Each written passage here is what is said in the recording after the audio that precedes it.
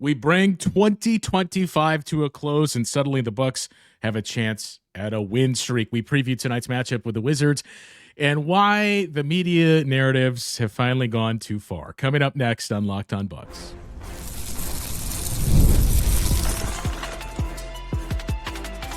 You are Locked On Bucks, your daily Milwaukee Bucks podcast, part of the Locked On Podcast Network, your team every day. Welcome into Locked On Bucks. I am Justin Garcia, joined as always by Camille Davis. We thank you for making this your first listen of the day. Each and every day, you can hear me on the Bucks Radio Network every single game. You can find Camille on our Locked On NBA coverage every week and the Technical Foul podcast as well. Today's episode brought to you by Game Time. Download the Game Time app, create an account, and use the code Locked On NBA to score $20 off your first purchase. Recognizing all the everydayers that have come here through some tough stretches in this calendar year, Camille, but everybody that helped make the Locked On Podcast Network the number one sports podcasting network in the industry. We said there's been some tough stretches. Not presently. You finally checked back-to-back wins off the bucket list. I don't know what's more surprising, alarming, however we want to term it, that it took 2 months. It's technically over 2 months for it to happen, or that if you win tonight against the Wizards, that is your longest win streak of the season at 3 games. And it's a season that is more than 2 months old now. On top of that, like a week ago, it was just the Bucks and the Wizards who had not won back-to-back games in ages. And then the Wizards actually won back-to-back games before the Bucks even did. So, I mean, it's one of those seasons so far where things have not quite gone exactly how we thought that they might. But now there is a chance to continue to build on what has been established in the last 2 games, albeit, as some might point out, against quote unquote inferior competition. But we've seen this Bucks team lose to that said competition multiple times throughout this season. So nothing feels like a given at this point. So my hope is just that they can continue building and we can get an actual win streak. Like the Bucks have not won 3 games in a row all season, and we're getting ready to say hello to 2026. I mean, I still can't even process it when we say it that, hey, 3 in a row, that's going to be their longest win streak of the season, provided you get it done tonight against the Wizards. They have looked largely better. I don't even want to reference any numbers because it's 2 games that we're talking about. Like, look at what they've done on the win streak. But they have looked largely better. Oh, by the way, Giannis is back, and that's a big reason why. And not only that, Camille, with a chip on his shoulder, and he has alluded many times to Bane from The Dark Knight Rises. Loves that celebration. I feel like that's who we're seeing from here on out. Like, maybe, definitely not for the same circumstances of when Kobe Bryant returned and dubbed himself the Black Mamba and embraced being a villain. Maybe that's the era getting from Giannis now, too, where his new thing is the windmill dunk against the Bulls. And then even in the closing set night, just chucking a 3. Where like, this is it. This is my new finisher. I'm scoring until the very end. He said, I'm treating all these games like NBA Cup group play games where the score matters, point differential matters. But no, I'm here for Giannis coming out with Black Air Force energy for the rest of the season because the team needs it. The team needs it. And if they follow his lead and get on board with that and really embrace the fact that every night is going to be a fight, every single night they have to bring it, that's only going to bring good things for this team forward because they're still 11th in the East, tied in the loss column with the Hawks, who are currently sitting at 10. Let's go. Yeah.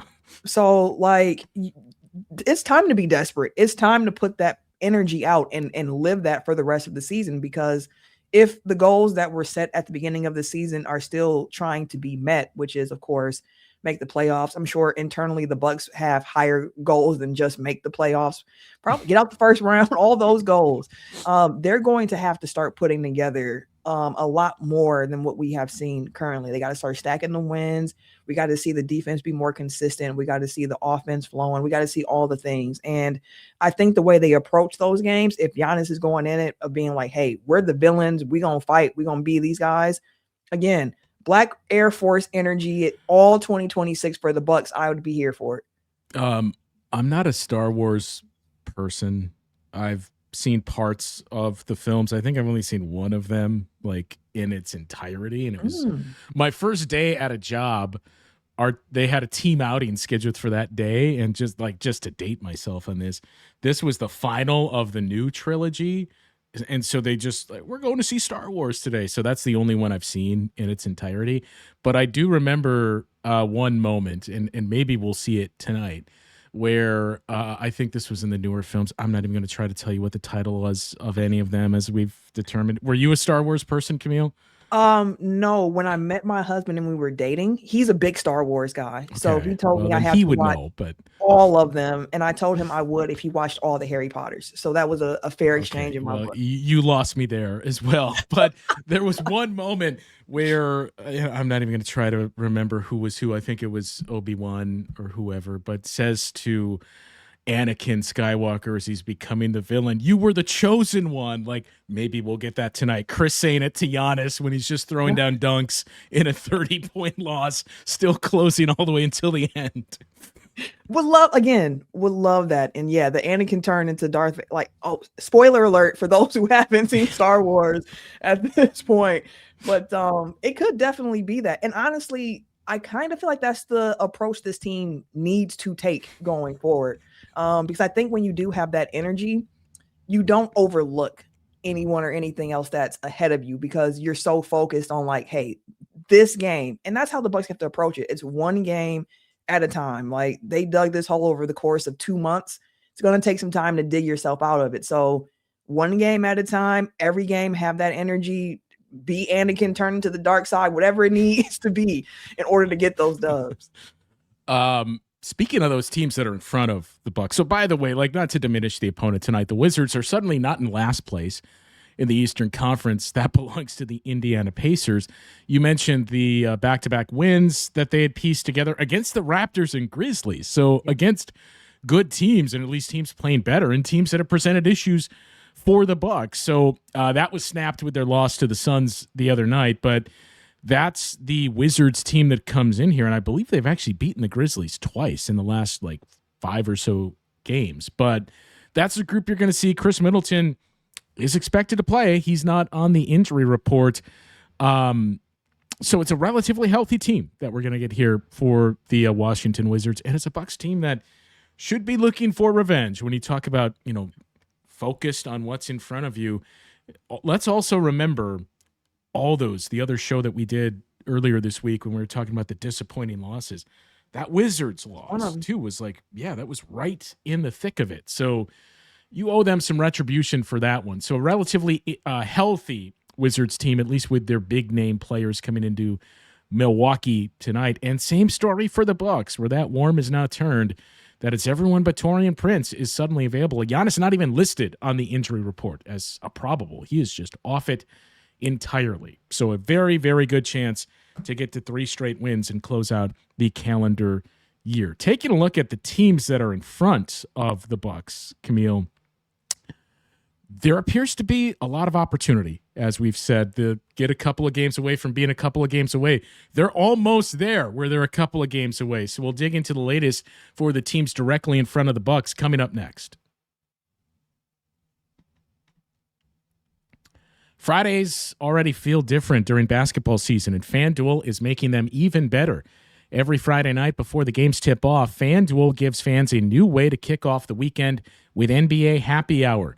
NBA Happy Hour is your official pregame, a limited-time window where special offers drop right inside the FanDuel app before the action starts. Fridays from 6 to 7:30 Eastern have become appointment viewing with NBA Happy Hour. Opening the FanDuel app during the happy hour always brings something new, boosts, bonuses, and surprises. It's easy to check the weekly specials before tip-off and make a move before the window closes. It's perfect time right before the games, right before the weekend starts, and adds extra energy to Friday night basketball without overthinking it. So before tip-off, check the FanDuel app and see what's dropping during NBA Happy Hour every Friday from 6 to 7:30 p.m. Eastern. A little basketball, a little action, and a whole lot of Friday energy. That's NBA Happy Hour only on FanDuel, the official sports book partner of the NBA. And as a reminder, it's not too late to sign up for our Everydayer Club. Maybe you weren't satisfied with your gifts. Maybe you forgot to get something for someone. You can sign someone up. You can gift these subscriptions to become a part of the Everydayer Club. You get ad-free episodes of Locked On Bucks compatible with Apple, Spotify, and every other major podcast app, and an invite to the members-only Locked On Everydayer Club Discord server. You can find the details and link to sign up in the episode description of today's show. So looking at the teams that are in front of the Bucks, Camille, the Atlanta Hawks have also been going through it. 7 straight losses. I believe it's perfectly coincides with the return of Trae Young, too. Not to say that's the reason why, but they have not been playing well so far. They're supposed to get Kristaps Porzingis back, I believe, today. The thing about that is I just don't know what can you realistically expect and depend on him for. Yeah, because it's this Potts syndrome issue that he's dealing with, which Boston kind of put it off, and maybe this was to help with a trade of, yeah, it's not that bad. We're not worried about it. But the more Nate Duncan and some others dug into this, it does not seem like this is long-term conducive to playing NBA basketball with travel impacts. It requires a lot of salt intake in your diet. So getting dehydrated and playing a basketball game doesn't really seem like a recipe for success. And he's been very spotty so far this season and missed a lot of time for the Hawks. But they're expected to get him back today against the Timberwolves. And that's one of those afternoon games, which, by the way, why couldn't the Bucks and Wizards been an afternoon game? But nonetheless, they're going to add Kristaps Porzingis back. The Bulls, meanwhile, just lost Josh Giddey with a hamstring issue couple weeks, according to Shams Charania. So I would anticipate we're looking at reevaluating in 2 weeks. Maybe it's 3 to 4 weeks. And Chicago has been the model of inconsistency this season. Start out hot, lose all that momentum, pick it back up. Now they're starting to lose some games again, and now they're going to be without Giddey for a couple of weeks. They're 15-17, just 2 games in front of the Bucks in the loss column in the Eastern Conference standings. So this is your opportunity with these 2 games you have yet against the Wizards and the Hornets before going on this West Coast trip. The injuries to Chicago, the inconsistency from Atlanta, Cleveland is still hovering around 500. So as much as we've talked about, you're a couple of games away from being a couple of games away, you're now knocking on the door of a couple of games away. Yeah, they're almost there. And in addition to the Giddey injury, the same game where he got hurt, Kobe White also kind of tweaked his calf in that game. I haven't seen any updates on his condition, but I know he's not playing in their game tonight or tomorrow, whichever day that they're playing. But he's already been ruled out for their next game. So now they're going to be without their top 2 scorers and at least Giddey for a couple more weeks, not sure on White. So it's an opportunity for the Bucks to continue trying to make up those games and watch a little bit of what's going on with the Bulls as they continue to try to find their way. But as you mentioned, has been very up and down for them. The Hawks, you mentioned the losing has coincided with the return of Trae Young. 6 straight losses with Trae Young in the lineup. He did not play in their game on Monday night, and they lost that one as well. I believe that was against the Thunder on Monday night. So there's opportunity for the Bucks to, move into that play-in tier sooner rather than later. And then you look at today. Yeah, they could do it today. They could get there. So progress, making those steps one by one. And then even the teams that are currently in the play-in spot outside of the Bulls and the Hawks with the Heat and the Cavs. And honestly, let's throw the Magic in there too, since they also are 18-15, similar, exactly the same actually as the Miami Heat, who are 18-15 as well. Cavs 18-16. So the Bucks are 3 losses behind the Cavs and then 4 behind the Heat and the Magic. And all 3 of those teams, big expectations for them coming into the season. Maybe not so much for the Heat, but the Magic and the Cavs for sure, especially with the splash the Magic made in this offseason. The minutes with Paolo still aren't looking super coherent, so they got to figure that out. So again, there's opportunity with what is in front of you in the East. So the Bucks have the point of, oh man, we let this game get away. You can't have that anymore. Hearing Wes Matthews on commentary too over the last few games, he mentioned like as a player, seasons where guys are in the locker room and they're looking back and being like, dang, if we could have just did better on this one road trip, it could have been X, Y, and Z, but here we are because we didn't take care of business. I don't want any more of those types of losses on the calendar for the Bucks, if at all possible. I'd rather, last heartbreaker at the last minute, not the games where you look back and be like, if we didn't trick this off ourselves, we could have won. Like if they get beat, I want them to get beat on their own sword, not get beat because they didn't come to play or execute or whatever the case may be. So again, yeah, time for play is over. That we got to leave that in 2025. 2026, the Bucks have to be focused and take every game super serious, regardless of who they're playing against and regardless of what that team's record is. Even the Pistons have gone 10-6 since that start to the season. 15-2 I think it was that they started things. So yeah, we've seen a lot of settling in here in the Eastern Conference, and Philly had a really nice win last night against the Memphis Grizzlies. It's just remarkable watching Philadelphia, where Joel Embiid is just a character actor in this movie right now. And he had 30 plus last night against the Memphis Grizzlies, but the biggest plays and the biggest shots when Philly needed it went through Tyrese Maxey and VJ Edgecombe last night. And that's what's slowly become. Paul George is not even a bit player in this film. That it's just been remarkable to watch Joel Embiid from the outside perspective embrace and accept this too. But how much they've transformed. They've had a pretty strong season so far. That was a nice win last night against the Grizzlies. If that went differently, they're 16-15 and right in the mix of those groups in the Eastern Conference. They're a play-in tournament team at that point.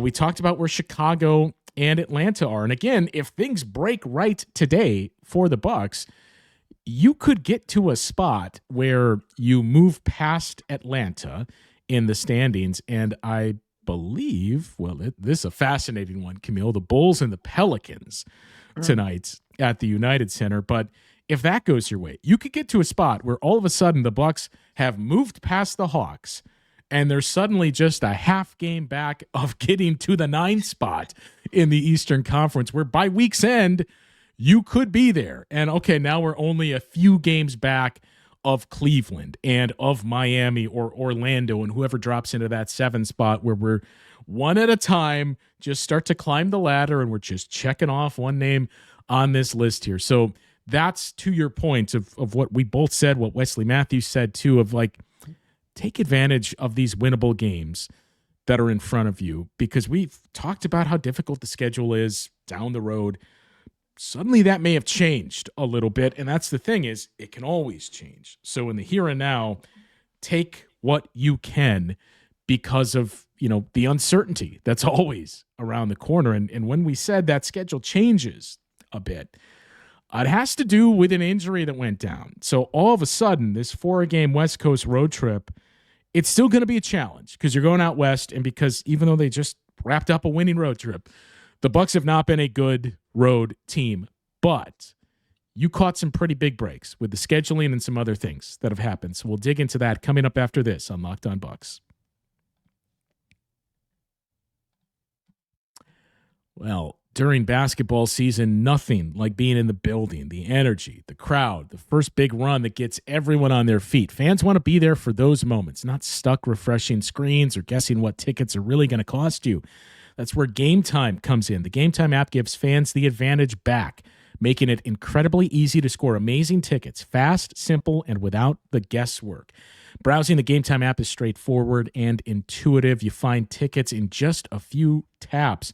You can see a view from your seat before buying, which makes choosing tickets easy and confident. I've used Game Time multiple times when I've been out of Milwaukee. Used it to secure some Tigers seats when I was in town to see SummerSlam. I've used it in St. Louis to take in some Blues games, and I'll continue to use it in the future for those reasons. You don't know what it's going to look like?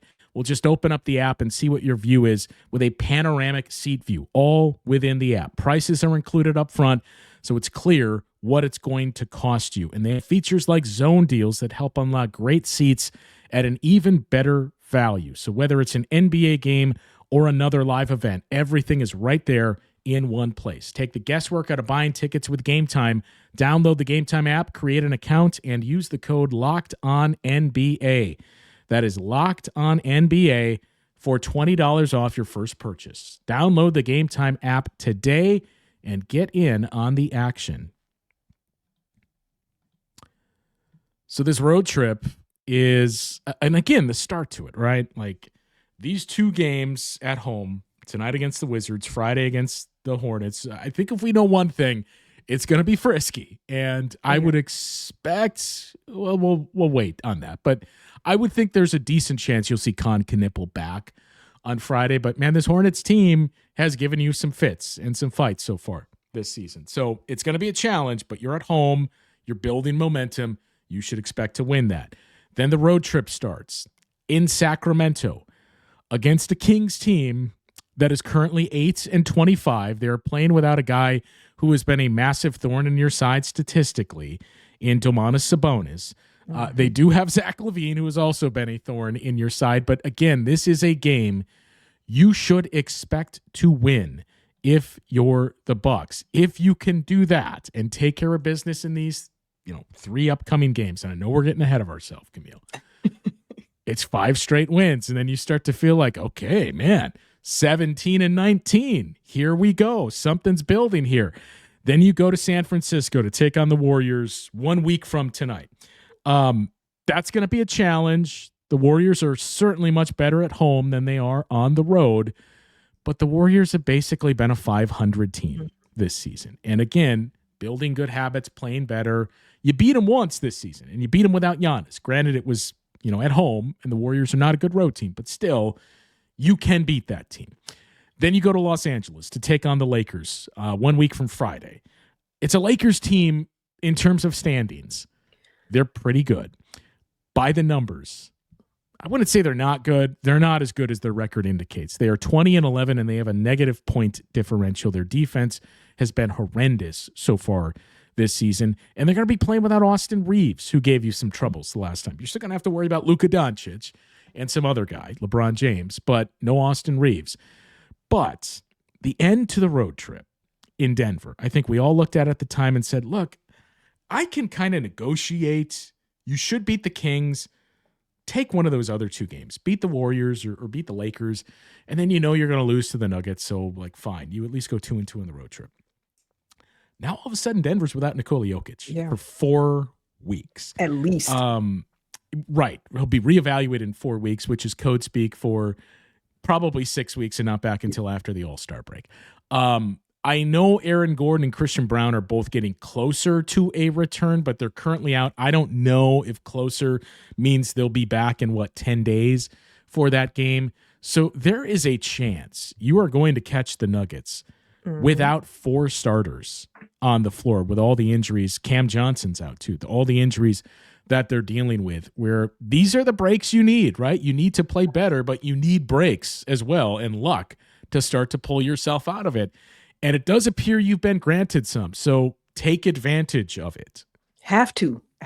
Like, we talk a lot about what it takes to win a championship, and one of the things we say, you have to be playing well, but you also need a little luck along the way. Be healthy, have a little luck, get to it. And right now it's looking like in the regular season here, with the Bucks in the hole and needing to win as many games as possible, there is going to be a little quote unquote luck on their side with when they're facing some of these teams. If they are facing a Nuggets team without any additional starters in addition to Jokic, who we know won't be there, that's a game going into it where it's I expect you to win this game, even though it is in Denver. Got to try to find a way to get that. So again, as we've talked about throughout this episode, the Bucks have had a season so far of misfortune. They've had the injuries. They had the KPJ getting injured in the very first game of the season against the Wizards, only played 9 minutes there. Then Giannis has his injury, but he comes back, and then KPJ comes back, and then Giannis gets hurt again. So there's been all of these guys in and out the lineup who are supposed to be playing really big roles with Giannis and Kevin Porter Jr. So to go on these games without them, with how this team was constructed, was tough. And even though it was tough, I still think they should have won more of the games that they had than what they did with those guys out. But again, understanding how the team is constructed and what those two mean to this team, it's understandable they take a little bit of a step back without them on the court, especially without Giannis, given that he is the straw that stirs the whole drink for the Milwaukee Bucks. So it seems now, knock on wood, that the Bucks are finding health. And if the Bucks can remain healthy with what they have in front of them, it feels like a great time to start building on what we've seen so far. Now, there are still aspects of the game for the Bucks to clean up. Like the rebounding is still something to keep an eye on for them. I've been kind of watching Giannis since his return with the calf that he's coming back from. Seeing him dunk explosively was real cool. I was like, okay, it seems like something's back there. But when it comes to like crashing on the glass still, it feels a little bit like he might still be kind of slow rolling his way back into playing shape in a certain degree with that. He's not attacking the glass as viciously as we have seen him do in the past. And that's an area for the Bucks where they got to continue being tight on ending possessions, ending the possession, getting that defensive rebound and moving. So there's some hope. I've been saying, like, give me something to hope in, Bucks. Like, show me something to give me hope and optimism around what this team can be. And they're slowly starting to build it. Gonna need to see more than just the 2 games that they just got, but like they're on the right path and they're gonna catch some breaks. So they got to take advantage of it. So I said we should point this out too. So you're not going to face Nikola Jokic 10 days from now. Your second game against Denver is January 23rd, is 2 weeks later. So you're going to avoid Nikola Jokic in both games against the Nuggets this season. And I've heard a handful of people in all of the Nikola Jokic discourse out there, and there's quite a few, or quite a bit of it, Camille. I've heard a handful of people like, well, they've been much better this season with him off the court than they were in seasons past. And that is true. But what would you guess their net rating is in the minutes that he's been off the floor? Let's say a minus 4.7. It is minus 8.3. Your Lord Jesus. Yeah, I mean, they have been better because last year it was close to minus 10, but it's still not good. And you can say, well, part of that is look at everybody else that's been out and how long they've been playing without Aaron Gordon and Christian Brown and now Cam Johnson. And like, fine, I'll raise you. Look at the Bucks roster, right? Look at no Giannis on the floor and look at some of the guys that they've leaned on there. So the point of all of it is they're gettable. And especially if 4 starters are out, but definitely when Nikola Jokic is out, they are gettable. So to have that for 2 games on your schedule, you absolutely need to take advantage of that if you're the Bucks. And again, like, put yourself in this spot where we're talking about, the old cliche of one game at a time, as much as it rings true. Like, you do have to target these next 3 at least games and say, we need to win those. And if we win those, we're 17-19. I'm assuming in that same stretch, the Hawks, the Bulls, the Cavs, the Heat, they're all going to lose at least one game. So right there, we're one step closer to being like 9th, 8th, even 7th, and then gradually just pulling ourselves up out of this mess here. As we wrap here, Camille, I try to be pretty level-headed and push back a lot of times when you see a lot of the same tropes. And as much as we joked about it at the start of the show too, is like, as fun as it can be to blame the media and complain about it, there is one where it's just becoming tough to ignore. And that is like all of the conversations that take place around Nikola Jokic. And I get it. He is probably the greatest offensive player of our lifetime.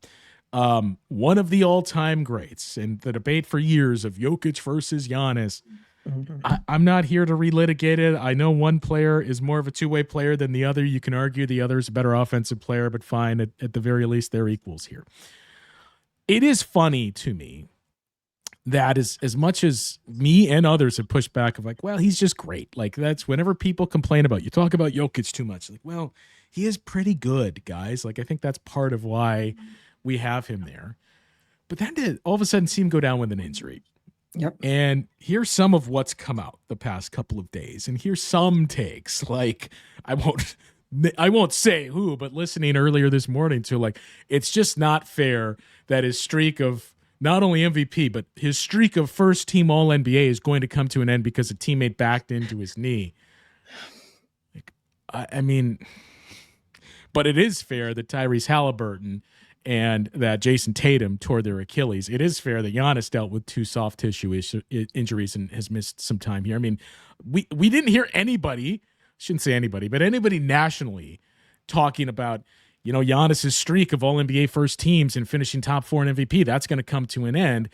And then Nikola Jokic goes down, and now all of a sudden it's like, wow, we need to change this rule. We need to revisit, like, is 65, can there be an exception? Like, can you have a 1-year waiver? I heard somebody throw out there as well. And look, I think it's a dumb rule too. I don't know how you feel about it.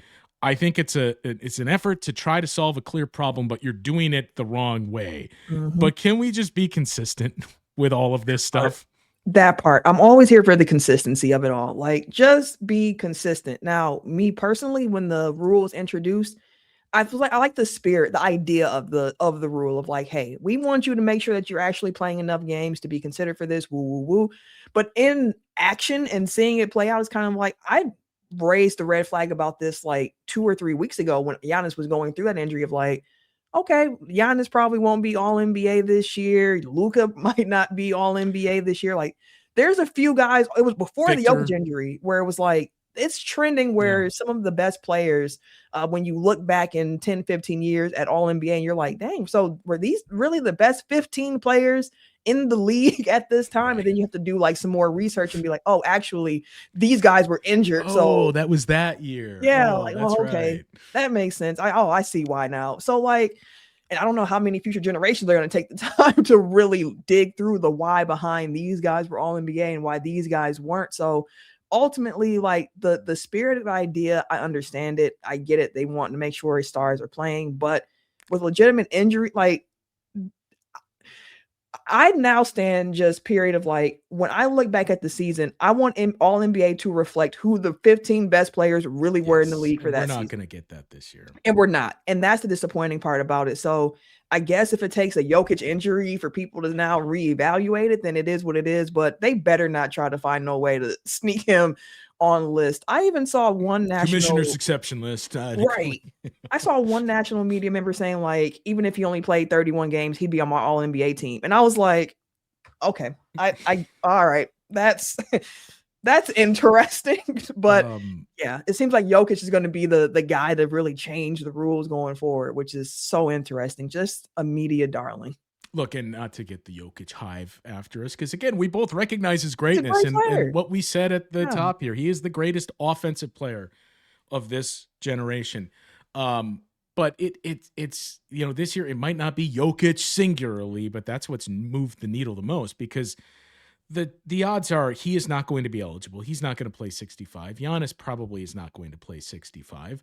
Victor Wembanyama is on the cusp of missing that. You mentioned Luka Doncic. He and Steph Curry are both like a 1-week ankle injury away from probably missing that too. So like this could be oh, wow, this guy was, wow, Kevin Porter Jr., third team All-NBA this year. How about it? Like we could be trending towards that so far this season. But yeah, I really wonder if something's going to change with the rule this off season here of like, okay, you just can't miss X amount of consecutive games is what we're going to look at.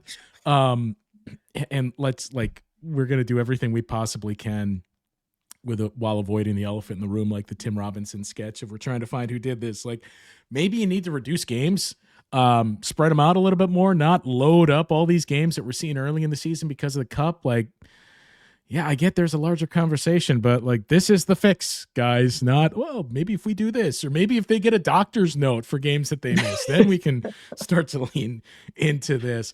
All right, we hope It's pretty good vibes tomorrow to start 2026. I think the plan is the post game we're going to do in the morning to get to you and recap what is hopefully the third straight win, the longest and the only win streak. 2 wins is not a streak. It's back to back. So the first win streak of the season for the Bucks. We'll get to you on tomorrow's show. That'll do it for today. Anybody that's coming to the arena tonight for the New Year's tilt between the Bucks and the Wizards, as always, stop by and say hello. It's not just myself. I'm sure Dave would love to see it as well. Our engineer, Ryan. We hope everybody has a happy and safe celebration tonight as well. Camille, you're going to stay up until what, like 3, 4? Oh, no. Oh, no. Probably have some friends over. I'm at the age now where we don't go out. We go to someone's house. And that is the New Year's celebration. Play some spades, play some games, listen to some music, have some adult treats along the way, and just enjoy the company and bid 2025 a goodbye. Yeah, especially those last 2 months. Like, let's see you later with that. All right, that'll do it for today's show. For Camille, I'm Justin. We'll talk with you guys once again tomorrow on Locked On Bucks.